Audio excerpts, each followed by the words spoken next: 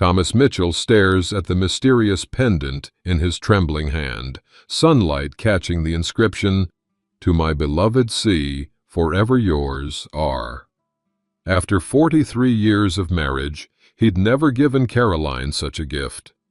His thumb traces the unfamiliar gold, memories of their anniversary celebrations flashing through his mind, now tainted with doubt.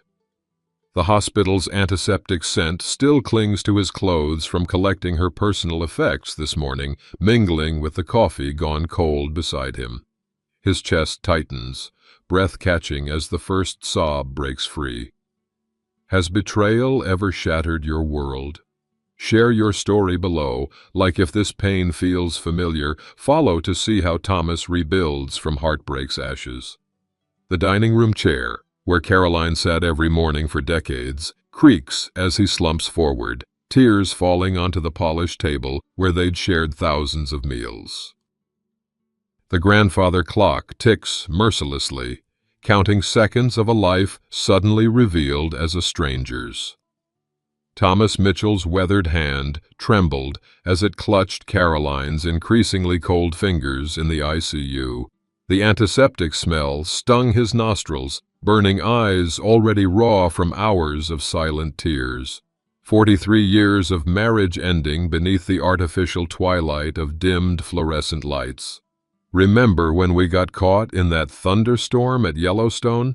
His voice cracked mid-sentence, memories rushing back of Caroline laughing as they huddled under a single poncho, young and invincible, back when time stretched endless before them. The persistent mechanical hum of life support created a rhythm of false hope, each beep growing fainter. The monitors slowed. Caroline's breathing faltered.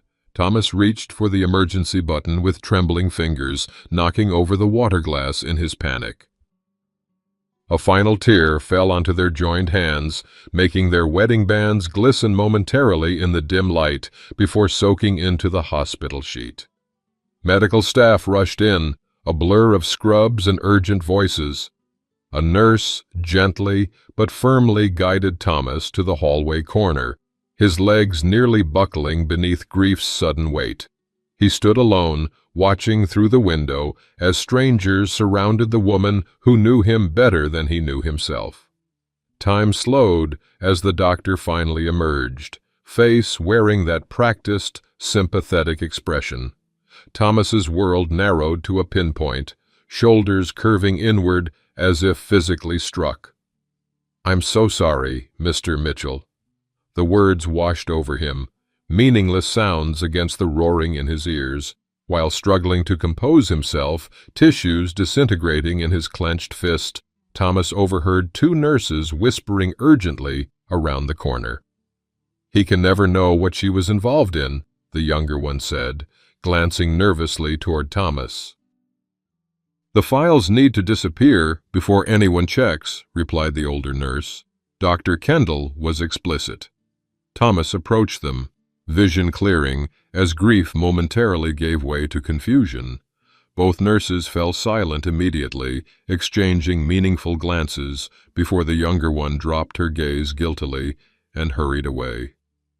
"Is there something about my wife I should know?" Thomas asked, his journalist's instinct flickering to life beneath the grief. "No, Mr. Mitchell." The remaining nurse touched his arm with practiced compassion. "Just standard procedures. Let me get you some fresh water." As she walked away, Thomas noticed her reflection in the glass partition, her hand shaking slightly as she pulled out her phone, typing urgently. What were they hiding from him? And why did the younger nurse look almost guilty when she saw him watching them? For a moment, grief gave way to something Thomas hadn't felt in years: journalistic suspicion. The feeling was so unexpected, so incongruous with this moment of profound loss, that fresh tears sprang to his eyes. He'd come to say goodbye to his wife. Instead, he found himself wondering if he'd ever really known her at all. Thomas entered their empty home, fumbling with keys at the door. The hallway light flickered eerily against wedding photos that now seemed to watch him accusingly. 43 years of smiles. Were they all genuine? The house creaked with new emptiness, transforming familiar sounds into alien intrusions. Caroline's gardenia perfume lingered in the entryway from their morning goodbye, the scent now a ghost mocking his solitude. He collapsed in the entryway, jacket half removed, sobbing against the wall. The impact knocked a wedding photo from its hook, sending it crashing to the floor. Thomas stared at the cracked glass splitting Caroline's face, but leaving his intact. An unintentional metaphor he was too exhausted to contemplate. Can't be real.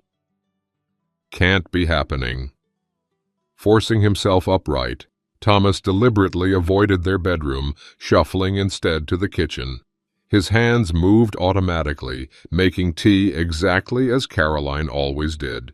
2 minutes steeping, splash of milk, no sugar. The kettle's whistle built to an unbearable shriek before he remembered to remove it from the heat.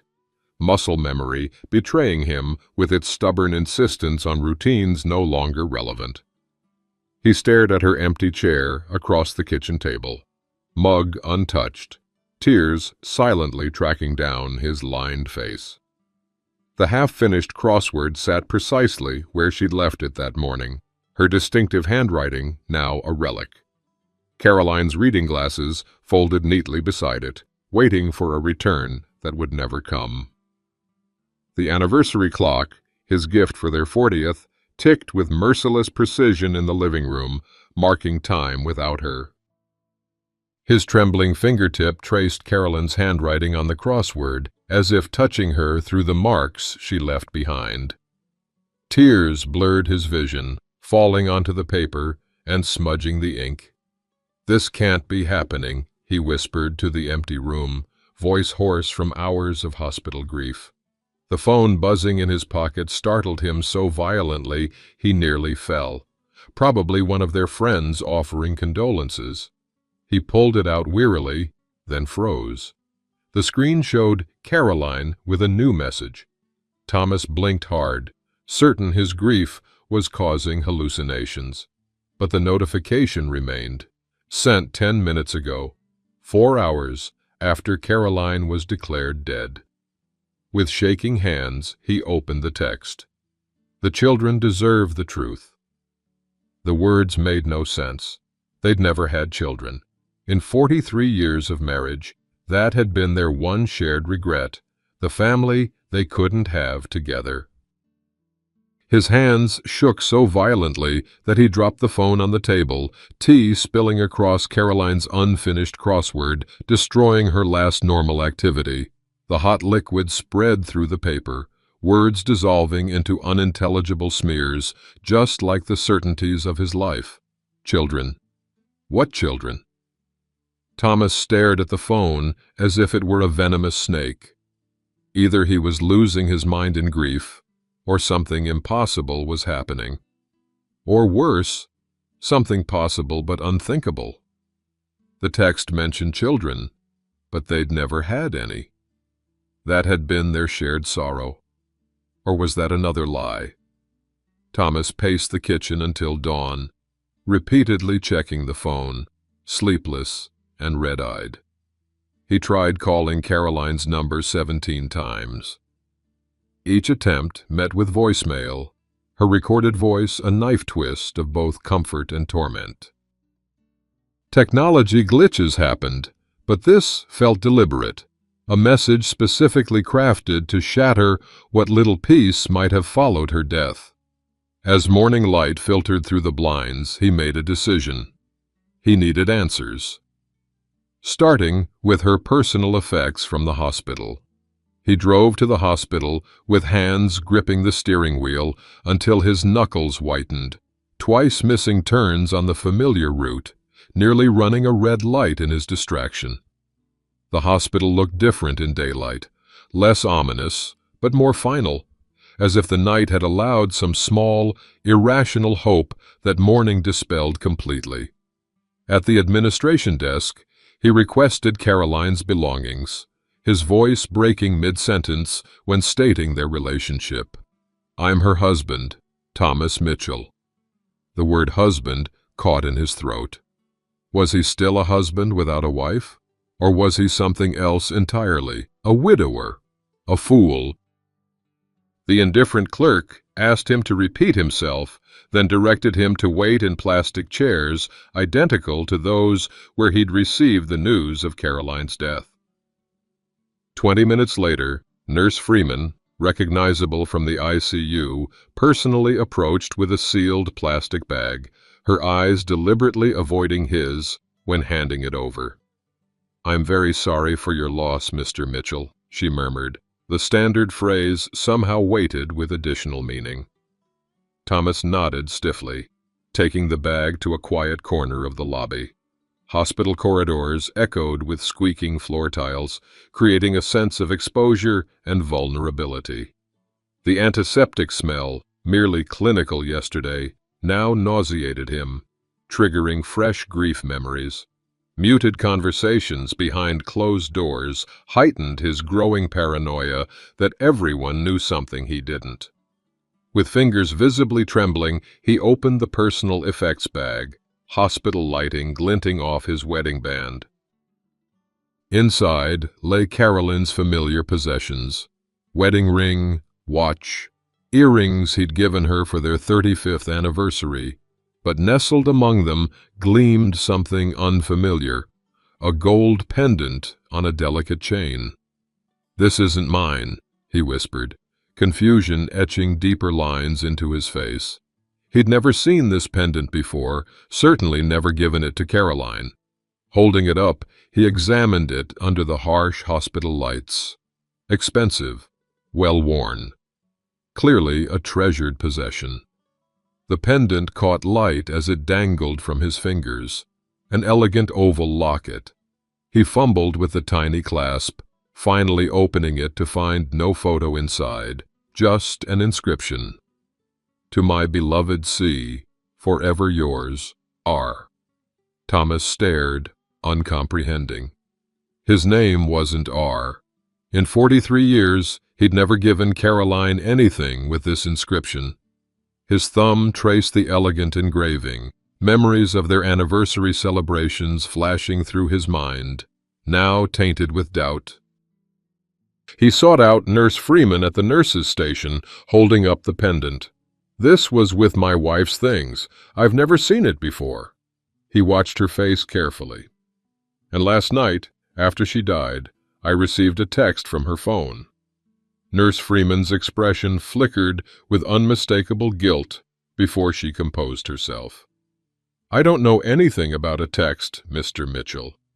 "What about this?" He dangled the pendant. "Or the children the text mentioned?" She glanced around nervously.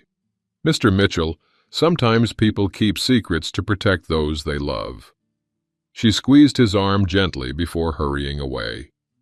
As Thomas turned to leave, Nurse Freeman called after him, "Mr. Mitchell, sometimes people keep secrets to protect those they love." What exactly did she know about Caroline? And who was R, the person who had apparently shared his wife's love for years? Thomas pocketed the pendant rather than returning it to the bag, a deliberate act showing transition from passive grief to active investigation. The physical evidence of unknown jewelry created the first concrete tears of betrayal, undermining cherished memories and questioning 4 decades of believed fidelity. The floor seemed to tilt beneath him as he walked toward the exit.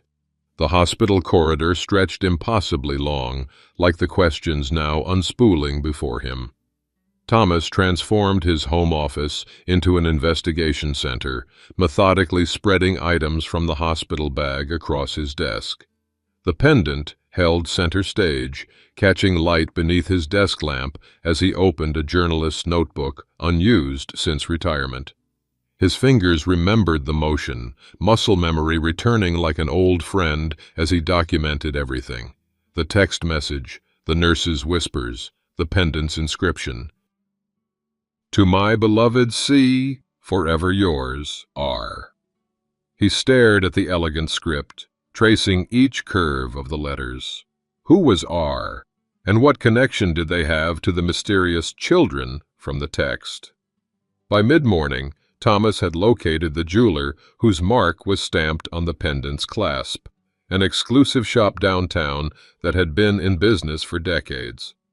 Changing from his rumpled clothes into a pressed shirt, he drove there with the pendant secure in his pocket. The silver-haired saleswoman recognized the piece immediately. Oh yes, one of Dr. Kendall's annual gifts to his lady. Beautiful taste, that man. Thomas maintained his composure with effort. Dr. Kendall, you said? Dr. Robert Kendall, prominent physician, very generous. Buys something each year for his Caroline's birthday. She smiled. Such devotion after all these years. His Caroline.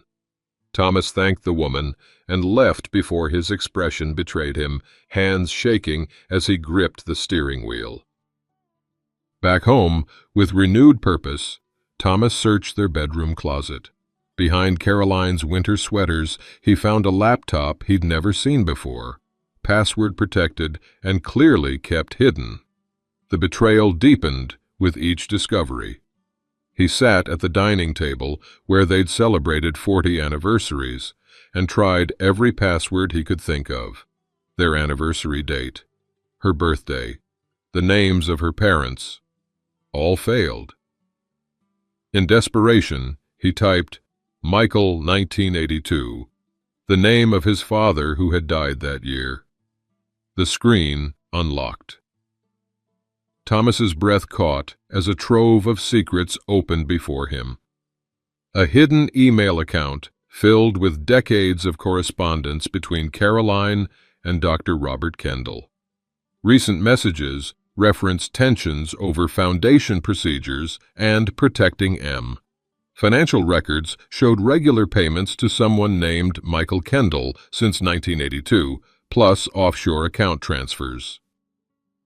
His journalist's instincts sharpening through grief, Thomas discovered a safety deposit box key in Caroline's jewelry box's hidden compartment, a compartment he'd never known existed in 43 years of marriage. The bank manager recognized him as Caroline's husband and granted access after verifying their joint account status. Inside the box lay the final betrayal, a birth certificate and chronological photos of Caroline with Dr. Kendall and a child who grew into a man now in his early 40s. Their expressions in the photos were happy, familiar, intimate, a complete family unit. Thomas's hands shook violently as he spread the photos across their dining table. Photos of Michael growing up during the same years Thomas believed their childless state was their shared sorrow. School photos, birthday celebrations, graduation, even recent holidays, a complete parallel life documented in meticulous detail. Rage overtook him. Thomas hurled their framed wedding photo against the wall, glass shattering as he heaved with angry sobs, decades of memories literally broken at his feet. 43 years, he repeated between ragged breaths, pounding his fist against the desk. 43 years of lies. The birth certificate told the final truth, laid bare in black and white. Michael Robert Kendall, born to Caroline Mitchell and Robert Kendall, dated just 2 years after Thomas and Caroline's wedding. Their marriage had never been what he thought, not for a single day. The child they couldn't have existed all along, raised by another man, his wife's secret son with her secret lover. Standing in the shower fully clothed, Thomas let hot water mix with his tears, shoulders heaving with uncontrollable sobs that finally broke through his investigative detachment. The water couldn't wash away the fundamental question. If this basic truth of their life together had been a lie, what else had Caroline hidden? And what were the foundation procedures Caroline and Kendall had argued about in recent emails? Something about them had troubled Caroline enough to cause tension with her lover. Something about children, plural, not just their son. Thomas emerged from the shower, changed clothes, and returned to the dining room. Dripping photos and documents now covered every surface, his past dissolving while a new, terrible reality crystallized. Journalist instincts fully awakened, he began organizing the evidence chronologically, preparing to uncover the full extent of his wife's deception. The betrayal was no longer just personal. Something larger lurked beneath the surface, something involving foundation procedures and children who deserved the truth. And Thomas Mitchell intended to find it. Thomas researched Dr. Robert Kendall with methodical precision, learning he was director of the prestigious Kendall Medical Foundation, specializing in experimental treatments for terminal childhood diseases. The foundation's website featured glowing testimonials from grateful parents and images of smiling children, alongside photos of Dr. Kendall receiving humanitarian awards. In several photos, barely noticeable in the background, stood Caroline, always professionally dressed, always slightly out of focus, but unmistakably present at foundation events spanning decades. Thomas drove to the public library, where his old press credentials still carried weight with the reference librarian. She granted him access to archived newspapers and medical journal databases, setting him up with a microfiche reader in a quiet corner. "Research for a book," he explained when she commented on his intensity, "about medical ethics." Hour after hour, Thomas scrolled through archived articles, building a timeline. The Kendall Foundation had begun as a legitimate research organization, but approximately 15 years ago, patterns emerged. Controversial trial protocols, questions about oversight, unusual success claims, and repeatedly, though never prominently, Caroline's name appeared as an authorizing physician. But she wasn't a doctor, Thomas whispered to himself, hands trembling as he made photocopies. Caroline had been a hospital administrator with a business degree, not a medical professional. She had no qualifications to approve experimental procedures. By late afternoon, his eyes burning from the microfiche reader's glare, Thomas uncovered the pattern that made his stomach lurch. Children with terminal diagnoses enrolled in experimental trials, often making miraculous initial improvements, then suffering catastrophic declines. Deaths consistently attributed to their underlying conditions, not the treatments. The families were always poor, desperate, often immigrants with limited English, people unlikely to question authority or navigate complex medical bureaucracy. In a medical journal database, Thomas found a foundation document with Caroline's signature authorizing experimental procedures without standard oversight, explicitly bypassing ethics requirements with falsified credentials. The official-looking paperwork could easily fool desperate parents seeking hope for dying children. Following the financial trail, he discovered millions flowing to offshore accounts connected to foundation leadership, including Kendall and, indirectly, Caroline through hidden accounts. The foundation solicited donations for childhood cancer research while running unregulated human trials. The realization hit Thomas like a physical blow. His wife hadn't just betrayed him personally. She'd participated in exploiting vulnerable children for profit. The bathroom seemed miles away as he staggered toward it, barely making it to a stall before violent nausea overwhelmed him. Forehead pressed against the cool metal partition, his entire body shook uncontrollably. "My God, Caroline, what did you do?" he whispered, voice broken, the words both accusation and desperate plea for some explanation that could make sense of this horror. When he finally emerged, he caught his reflection in the bathroom mirror, a man aged years and days, eyes red-rimmed and hollow, posture collapsed, He barely recognized himself. Returning to his research table, his hands trembled so severely he dropped a crucial document, having to crawl under the table to retrieve it. An elderly man on hands and knees in public, dignity abandoned in pursuit of unbearable truth. An elderly library patron approached. "Sir, are you all right? Do you need medical help?" Thomas shook his head, unable to explain that his illness came from discoveries no doctor could treat. He gathered his materials and left, finding himself on a park bench outside the library as dusk fell. Tears had dried on his hollowed face as he stared into the middle distance, photocopied evidence clutched in lifeless fingers. The authorization signature on the illegal trial documents matched Caroline's perfectly. His wife had knowingly approved experiments on dying children. Unless, was she being coerced somehow?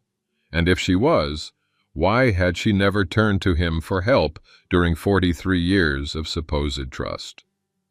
The text message now made terrible sense. The children deserve the truth. Not just Michael, their secret son, but all the children exploited by the Foundation. Thomas sat motionless as darkness fell around him. A man whose entire moral universe had collapsed. The wife he'd loved for over 4 decades wasn't just an unfaithful partner. She was complicit in something monstrous. Has betrayal ever left you frozen in disbelief? Share your moment of devastating truth below. Like if this pain feels familiar, follow to see how Thomas finds his way through this darkness to purpose. Thomas returned to the hospital the next morning, folder of evidence tucked firmly under his arm. Grief had hardened into purpose overnight, giving him a clarity that cut through exhaustion. He waited at the nurse's station until Nurse Freeman appeared, then stepped directly into her path. "I need to speak with you," he said quietly, voice steady despite his internal turmoil. "About Caroline, the text message, and the Kendall Foundation." Her eyes widened with alarm. She glanced around nervously before whispering, "Not here. Chapel, 3rd floor, 15 minutes. Thomas found the hospital chapel empty, stained glass casting colored shadows across vacant pews. The space felt appropriate for confronting terrible truths, a sanctuary for confession. He sat stiffly, arranging his evidence folder on his lap, waiting. When the door opened, Nurse Freeman entered, accompanied by an older Asian woman in a white coat, her hospital ID identifying her as Dr. Sarah Chen. "This is risky," Nurse Freeman said, checking for others before sitting. "But you deserve answers." "I sent the text," she admitted, meeting his eyes directly. "From Caroline's phone after she died. She made me promise." Thomas's hands tightened around the folder. "What did she tell you?" "She knew she was dying," Nurse Freeman explained. "That last day, when you stepped out to get coffee, she grabbed my hand, said, 'Tell him I'm sorry. He deserves the truth about the children. It's all in the files.'" Dr. Chen leaned forward, arthritis-swollen knuckles clasped tightly together. "I worked with Caroline for years. She appeared increasingly distressed these past months, especially after a child named Jamie died unexpectedly during a trial. She began collecting documentation," Dr. Chen continued, passing Thomas a flash drive. "Evidence against the Foundation. I helped her. We were building a case." "But Caroline wasn't a doctor," Thomas said. "Her signature authorized experimental procedures." Dr. Chen nodded grimly. "Her credentials were falsified by Kendall. She did have medical training earlier in life, though she never completed her degree. Enough knowledge to seem credible on paperwork desperate parents wouldn't scrutinize." "Why?" Thomas asked, the question encompassing everything: the affair, the secret child, the Foundation, the lies. Nurse Freeman and Dr. Chen exchanged glances. "Blackmail, we think," Dr. Chen said finally. Caroline tried to leave Kendall years ago when the foundation began changing its protocols. He threatened to expose their relationship, their son, destroy both her marriages and her career. "And Michael?" Thomas asked. "He doesn't know about the foundation's activities," Dr. Chen replied. "Kendall kept him separate from that side of things. He's an investigative journalist now." "Like me," Thomas interjected softly. "Yes," she said. Caroline once mentioned the irony, but when she started gathering evidence against the foundation, she was also protecting Michael. Kendall would use anyone as leverage, even his own son. Thomas wiped away tears as understanding dawned. Caroline had been trapped between impossible choices, bound by decades of lies that began with infidelity but evolved into something far more sinister. In these last months, Dr. Chen continued, Caroline was planning to expose everything. She'd collected enough evidence to bring down the foundation, Kendall, everything.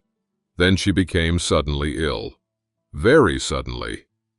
The implication hung heavy in the chapel's still air. "I'm not saying it wasn't natural causes," Dr. Chen said carefully, "but her death was certainly convenient for some people. And she was getting close to exposing everything." Thomas stared at the colored light playing across his hands. "She never told me," he whispered. "In 43 years, she never asked for my help." Nurse Freeman touched his arm gently. "She said she couldn't bear to destroy your image of her, that living with your belief in her goodness was both her comfort and her penance." The three sat in silence, hospital sounds muffled beyond the chapel door. Finally, Thomas straightened his shoulders as resolve visibly replaced despair. He wiped final tears before nodding decisively. "Then I'll finish what she started." Thomas turned his hospital ID badge backward, a symbolic rejection of institutional loyalty. Dr. Chen and Nurse Freeman did the same. An impromptu alliance formed in the colored light of the chapel. "We'll help," Dr. Chen said, "but there's someone else you should talk to first." She handed Thomas a folded paper. "Your wife's son, Michael Kendall. He's been investigating his father's foundation himself, though he doesn't know the full scope. Caroline wanted to tell him everything, but ran out of time." Thomas stared at the address written in Dr. Chen's precise handwriting. Caroline's son, his wife's child with another man, the family she'd hidden for decades. "He deserves the truth too," Thomas said finally, tucking the paper into his pocket. As they left the chapel, Thomas felt something shift within him, grief transforming into purpose. Caroline's final act hadn't been betrayal, but an attempt at atonement. Now he would complete what she began for all the children who deserved the truth. Thomas located Michael Kendall's address through Dr. Chen's information, confirming it through his own investigative skills. A quick internet search revealed Michael worked as an investigative journalist for the city's most respected newspaper, specializing in medical ethics exposés. Ironically, similar to Thomas's own career before retirement. The apartment building was upscale, modern glass and steel in the fashionable downtown district. Thomas sat in his car outside, organizing photographs and evidence in a folder, occasionally wiping tears as he prepared to meet his wife's son. The photographs he'd selected spanned Michael's childhood, alongside documentation of the Foundation's activities, truth on all fronts. After 30 minutes of rehearsing his approach, Thomas finally walked to the entrance, heart pounding. The doorman called up, and moments later, Thomas stood before apartment 714, knuckles hovering over the door. When it opened, Thomas found himself speechless. Caroline's eyes looked back at him from a younger man's face, the same distinctive hazel shade with flecks of gold near the pupil. Michael had her high cheekbones, her way of tilting his head slightly when assessing a stranger. The resemblance hit Thomas with physical force. "Yes?" Michael asked, wariness evident in his posture. Thomas cleared his throat. "My name is Thomas Mitchell. I was Caroline Mitchell's husband." Michael's expression hardened instantly, shoulders squaring defensively. "I know who you are. If you're here about money or revenge—" "I'm here about the Kendall Foundation," Thomas interrupted, keeping his voice steady, "and about the text message from your mother's phone after her death." Confusion flickered across Michael's face. "What text message?" Instead of answering directly, Thomas held out a folder. "I think you should see this." Not as Caroline's husband speaking to her son, but as one journalist to another. Michael hesitated, then accepted the folder. His eyes widened as he scanned the contents. "How did you get this information?" "I've been investigating the foundation for months and couldn't access half of these records." "Your mother collected them," Thomas said quietly, "before she died." Michael's professional composure cracked. "My mother knew about this, the trials, the falsified results." "We should talk somewhere else," Thomas suggested, noticing Michael's neighbors emerging from a nearby apartment. "Perhaps somewhere more appropriate." 2 hours later, they stood on opposite sides of Caroline's grave in Oakwood Cemetery. Thomas had chosen the location deliberately for its emotional impact. The peaceful grounds created neutral territory, marble headstone catching afternoon light between them like a physical manifestation of their connection. Birds sang with incongruous cheerfulness amid their tense conversation. Thomas had placed fresh flowers before Michael arrived. Now they wilted slightly in the spring warmth, symbolic of the fading but still present love Thomas felt for a woman he was only beginning to understand. "She never told me about you either," Michael said, with a bitter laugh that masked a lifetime of questions about his mother's divided loyalty. His hands remained shoved deep in his pockets. "I knew she had another life, another husband. Dad, Robert, made that clear, but she never explained why she stayed with you." "I never knew she had a son," Thomas replied. "She told me we couldn't have children. That was our shared sorrow for 43 years. Michael looked away. "While she was raising me with him." "Jesus." "What matters now," Thomas said, steering the conversation back to purpose, "is what the foundation is doing and what your father's role is in it." Michael reluctantly showed Thomas his press credentials. "I've been investigating medical research ethics violations for 3 years. Started focusing on the foundation 6 months ago after noticing irregularities in their trial protocols. Dad always kept me away from the foundation's operations. Now I understand why." As Michael described his investigation approach, Thomas recognized the methodical methodology, exactly how he would have tackled it himself. Despite everything, a small flicker of pride emerged at seeing his own professional values reflected in this stranger who was, in some bizarre way, family. "I have sources inside, but not high enough level to access the trial documentation you have," Michael continued. "With this evidence, plus my contacts—" He trailed off, professional excitement tempered by personal horror. "We can stop them," Thomas finished. "Together." They stood in silence, two strangers with identical determined expressions, recognizing shared purpose despite painful circumstances, professional respect beginning to bridge personal pain. "As a journalist, I should disclose my personal connection to this story to my editor," Michael said finally, ethical framework asserting itself. "But we can work this together. Your documentation, my inside sources." Thomas nodded.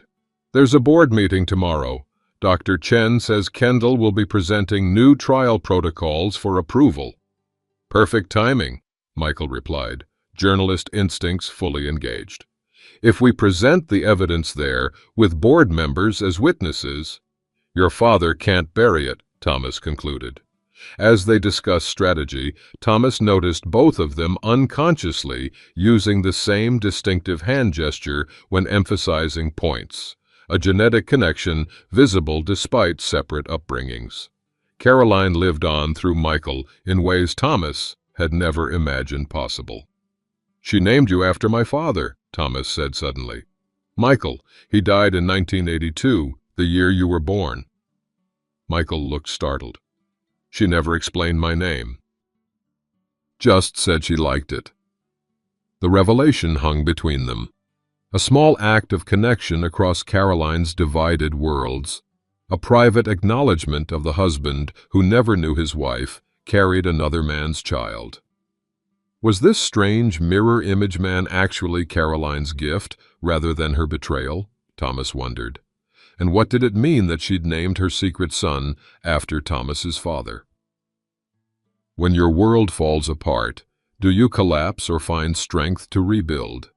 Comment with your turning point moment, like if you've stood at this crossroads. Follow to witness Thomas confront those who thought him powerless.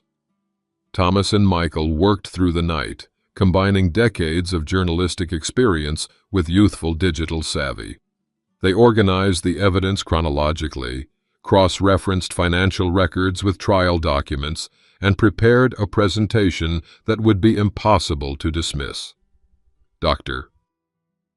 Chen provided the Foundation's board meeting schedule and security bypass codes, while Nurse Freeman contributed additional witness statements from hospital staff. By dawn, they had compiled a comprehensive dossier against the Foundation. Irrefutable evidence of fraudulent trials, falsified credentials, and financial malfeasance spanning 15 years. We'll need copies, Thomas said, arranging for the documents to be securely stored with 3 separate attorneys. And I've already filed reports with the Medical Licensing Board, State Attorney General, and FBI. Michael looked impressed. You don't take chances. I spent 40 years exposing corruption, Thomas replied. The powerful don't surrender easily. They arrived at the Kendall Medical Foundation 30 minutes before the scheduled board meeting. The modern glass building gleamed in morning sunlight, prestigious awards visible in the lobby display cases. Thomas felt a cold determination replace his earlier grief and rage. This was familiar territory, speaking truth to power, a purpose that had defined his career. Security guards recognized Michael as Dr. Kendall's son, allowing them upstairs without question. They waited in an adjacent conference room until they heard board members arriving. Thomas straightened his tie, hand briefly touching the pendant in his pocket, a reminder of why they were there. Michael adjusted his press credentials, looking simultaneously professional and apprehensive. Ready? Thomas asked. Michael nodded. Let's finish what she started. They entered the boardroom together, interrupting Dr. Kendall mid-sentence. 12 board members in expensive suits looked up in confusion. Robert Kendall froze when he saw them, especially the united front of father and son. Michael, what are you doing here? And with him? Kendall recovered quickly, smoothing his expression into professional concern. Mr. Mitchell, this is a private meeting. I understand you're grieving, but we're here about the children, Thomas said, voice steady and clear. All of them. Confusion rippled through the board members. Michael stepped forward, placing flash drives before each person. Ladies and gentlemen of the board, I'm Michael Kendall, investigative journalist with the Tribune, and this is Thomas Mitchell, retired investigative journalist and widower of Caroline Mitchell, who worked with this foundation for decades. Michael, Dr. Kendall warned, this is inappropriate. What's inappropriate? Thomas interrupted, sliding documented evidence methodically across the polished table, are experimental procedures performed on dying children without proper oversight or informed consent. Board members began examining the documents, expressions shifting from annoyance to concern. "Mr. Mitchell is clearly confused by grief," Kendall attempted, addressing the board chairwoman. "His wife recently passed, and he's fabricated this conspiracy to—" "My investigative skills didn't retire when I did," Thomas stated with quiet dignity, silencing Kendall's patronizing dismissal. "Every document before you has been authenticated, every financial record verified." "This is absurd," Kendall sputtered, face reddening. "He's an elderly man traumatized by loss, making wild accusations." "I can confirm these documents' authenticity," came a voice from the doorway. Dr. Chen entered, followed by 3 more whistleblowers in medical coats. "I've worked with the Foundation for 12 years and witnessed the protocol violations firsthand." The board chairwoman examined the financial records closely. "Dr. Kendall, these offshore accounts—" "This is a coordinated attack on the Foundation's reputation," Kendall insisted, desperation entering his voice. "Mitchell is jealous. He discovered Caroline and I had a son together," Thomas finished calmly. "Yes, I know about Michael. This isn't about personal betrayal, Dr. Kendall. It's about children who died while you profited from their parents' desperation."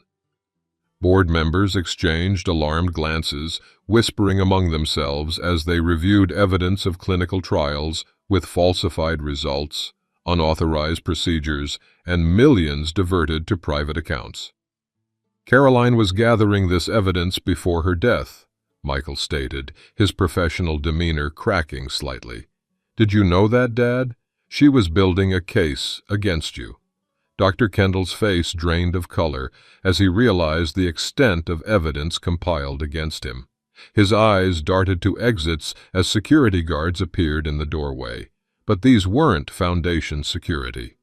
"Dr. Robert Kendall," a police detective stepped forward, badge extended. "We have warrants to search these premises and seize Foundation records. We'd also like you to accompany us downtown for questioning regarding financial fraud and medical ethics violations." Thomas stood tall, with Michael beside him, as police entered, years of stooped grief visibly falling away as justice approached. Tears of vindication glistened in his eyes, but remained controlled, dignity fully reclaimed. As officers led Dr. Kendall away, he looked at Thomas with naked hatred. "She never loved you like she loved me." Thomas responded with calm certainty. "But I loved her enough to finish what she started." He watched understanding dawn in Kendall's eyes. Caroline had been gathering evidence all along. The final betrayal was hers against Kendall, not against Thomas. Board members crowded around Thomas and Michael, asking questions, examining evidence, expressions shocked at their organization's corruption. Several immediately tendered resignations, while others promised cooperation with authorities. The chairwoman approached Thomas directly. "Mr. Mitchell, the board had no knowledge of these activities. We'll cooperate fully with investigations and make this right, for the families, for the children." Thomas nodded, witnessing the beginning of accountability. The Foundation's corruption was exposed, its director facing justice, its victims finally receiving acknowledgement. Looking around the boardroom, Thomas noticed board members glancing between him and Michael, noting their similar mannerisms and Michael's unmistakable resemblance to Caroline. Whispers spread as they drew obvious conclusions about decades of deception. But none of that mattered now. What mattered was truth. For the exploited families, for Michael, and for Thomas himself. Caroline's final message had led to justice, her last act an attempt at redemption. As reporters began arriving, alerted by Michael's editor, Thomas stepped back, allowing Michael to handle the press briefing. He watched with unexpected pride as Caroline's son managed the unfolding story with professional precision, establishing himself as a journalist of integrity despite his father's crimes. In that moment, Thomas realized Caroline had given him something unexpected after all. Not the children they couldn't have together, but this connection to her son, a fellow seeker of truth carrying forward the work that had defined Thomas's own life. 3 months later, Thomas sat on his front porch swing, watching evening descend over the neighborhood. The creaking swing moved gently in the evening breeze, creating a rhythmic comfort that had been absent from his life since Caroline's death. His posture was noticeably more relaxed than in the painful days following her passing, shoulders no longer hunched with grief and betrayal, face softened by purpose rather than hardened by anger. Beside him lay the morning's newspaper, folded to highlight the headline, "Kendall Foundation Restructured, New Ethical Oversight Committee Established." The article detailed the foundation's transformation under court-mandated reforms, with Thomas Mitchell listed as a civilian oversight consultant. He'd carefully clipped the piece for his growing scrapbook of impact, tangible evidence that justice could prevail. Thomas picked up an envelope that had arrived that morning, its contents bringing tears to his eyes for reasons entirely different than those of recent months. Inside were letters and photographs from families of children affected by the Foundation's trials, not just victims, but survivors now receiving proper care and compensation through the settlement fund. "Your wife would be proud," one mother had written. "Our Jamie didn't die in vain after all." Jamie, the child whose death had apparently triggered Caroline's final push to gather evidence. Thomas added the letter to his collection, feeling the weight of these connections to lives he'd never known were intertwined with his own. The sound of an approaching car drew his attention. Michael's distinctive blue sedan pulled into the driveway, right on time for their weekly dinner. These meetings had evolved from awkward alliance to cautious friendship over recent weeks, each man gradually lowering defenses built through shock and grief. Michael approached carrying grocery bags. "Hope you're okay with pasta. I brought that sauce you liked last time." Thomas nodded, rising to help. "Sounds perfect." In the kitchen, once the domain of Caroline's routines, they moved with increasing comfort around each other. Michael chopped vegetables while Thomas set the table, their conversation flowing more naturally than in earlier tension-filled encounters. "The Ethics Committee approved the new trial protocols," Michael reported. "Completely transparent process, independent oversight, actually helping kids now, not exploiting them." "Good," Thomas replied simply. The Foundation, restructured under court supervision, now operated with legitimate medical research practices. Robert Kendall awaited trial from detention, bail denied due to flight risk, his reputation and career destroyed by his own actions. After dinner, Thomas led Michael to his office, where he'd gathered mementos from his journalistic career, awards, significant exposés, photographs with notable figures from decades in the field. "Found these while cleaning out some boxes," Thomas explained, handing Michael several framed certificates. "Thought you might find them interesting. Journalism awards from when I was about your age." Michael examined them with professional appreciation. "The Garrison Prize. That's impressive. They've only given 12 of these in 50 years. Your mother kept track of my career," Thomas said quietly. "I found clippings of all my major stories in her papers. Even during everything else, she followed my work."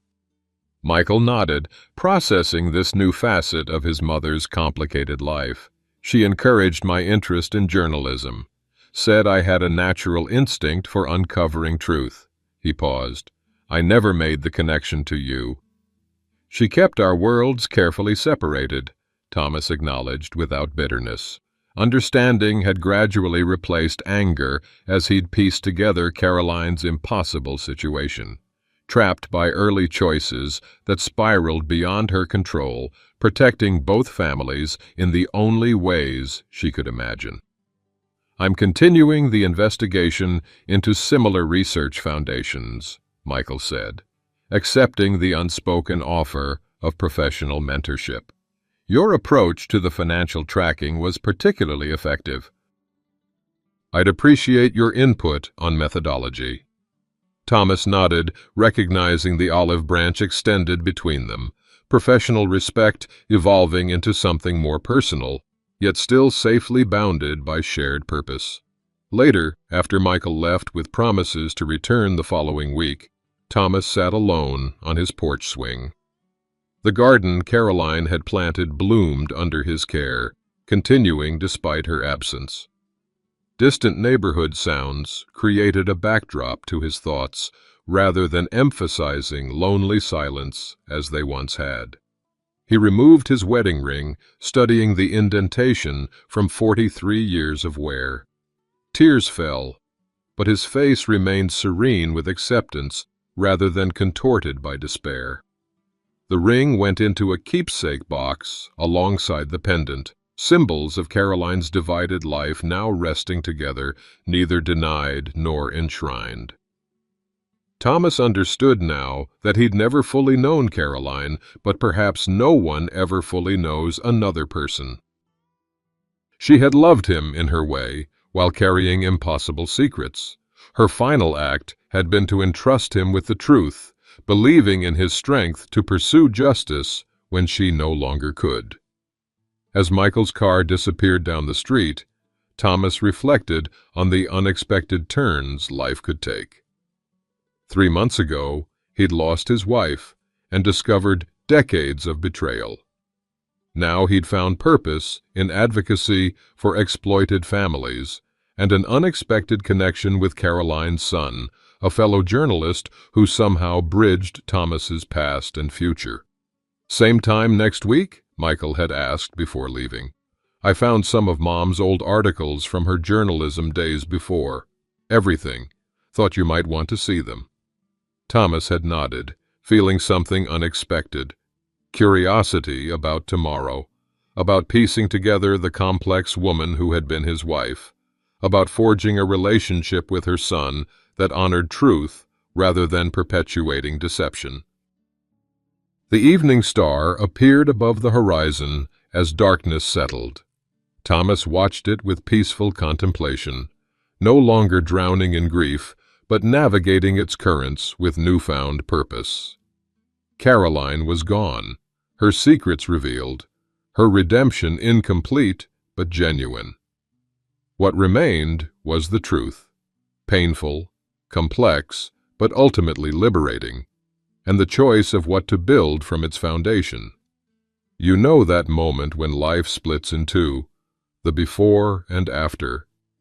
The instant when what you thought was solid ground dissolves beneath your feet.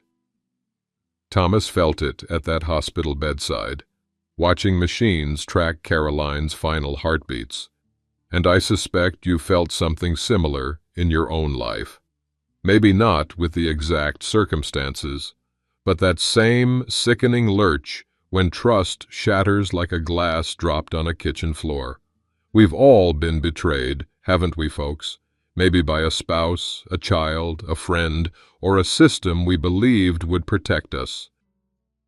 That hollow feeling in your chest, like someone scooped out everything that made sense and left nothing but questions behind. The way tears come at odd moments, stirring soup on the stove, folding laundry still warm from the dryer, sitting in a car at a red light that seems to last forever. The disbelief that can keep you pacing kitchen floors until dawn, wondering how you missed the signs that now seem so obvious. When Thomas found that pendant, inscribed with words of love from a stranger to his wife of 43 years, his world collapsed inward. The discovery of Michael, the son he'd never known existed while grieving their supposed childlessness, cut even deeper. Perhaps you've experienced that special kind of betrayal that doesn't just hurt in the moment, but reaches backward, rewriting your memories, making you question whether anything was ever as it seemed. But here's what I've learned, watching Thomas navigate his impossible situation. Betrayal isn't the end of the story. It's the beginning of a different one. Those same hands that trembled with grief can steady themselves with purpose. The wisdom you've gathered over decades doesn't disappear when trust is broken. In fact, it becomes your most valuable asset. Thomas's investigative skills, dormant but not gone, became his pathway back to himself. Remember how Thomas stood in that boardroom, shoulders back, voice steady, facing down the powerful who thought him nothing but a grieving old man, easily dismissed. That moment waits for all of us who've been knocked down by life's cruelest surprises. The dignity isn't in avoiding the fall, it's in how we choose to stand again. I think of Thomas, sitting on his porch swing, months after the confrontation, watching evening settle over his neighborhood. The weight of betrayal hadn't disappeared, but it had transformed into something he could carry. In those quiet moments, with cricket songs rising from the garden Caroline had planted, he found peace, not in forgetting, but in understanding the complex, flawed woman he had loved, and in the unexpected connection with the son who carried forward his own passion for truth. Your legacy isn't what others try to take from you. It's what you build with the pieces left behind. On quiet evenings, when memories float by like fireflies, you might find that what seemed like an ending was actually a door. Thomas discovered family where he least expected it, purpose when all seemed lost, and strength he'd forgotten he possessed. So tonight, as you close this book and set it aside, know this: your tears are understood. Your pain is seen. The betrayals that have carved lines into your face haven't diminished your worth. They've simply marked the battles you've survived. And your capacity to begin again, to find meaning beyond betrayal, to create connection after loss, remains one of life's most beautiful mysteries. The story isn't over until you say it is. After all, as Thomas learned watching that evening star rise above his porch, sometimes the light that guides us forward appears only after darkness has fully fallen.